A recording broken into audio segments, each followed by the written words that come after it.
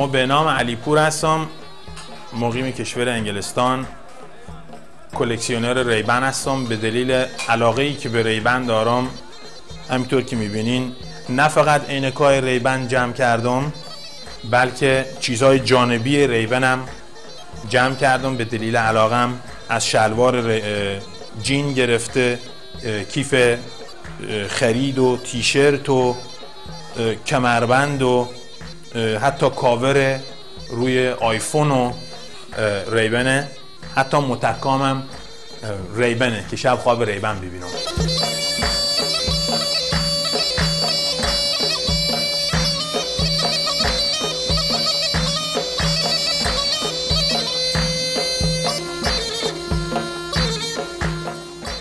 عینک ریبن نه فقط داخل آبادان کاربرد و طرفدار داره، چه بسا آبادانی‌های خارج از کشورم که ماکان این سنت ادامه میدن و همه ریبن دارن. بسیاری از مشتریای خودم خارج از ایران همه آبادانی هستن و همه بیش از یه ریبن دارن.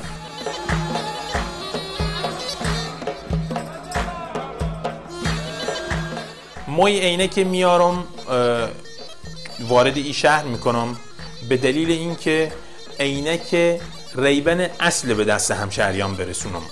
عینک ریبنی که اوریجینال باشه، برام منفعت مالی هم داره، ولی بیشتر به دنبال این هستم که عینک ریبن اصلی تو آبادان نمیخوام قطع بشه، نمیخوام فراموش بشه، میخوام این به نسل بعدی انتقال پیدا کنه و همینطوری دست به دست بگرده.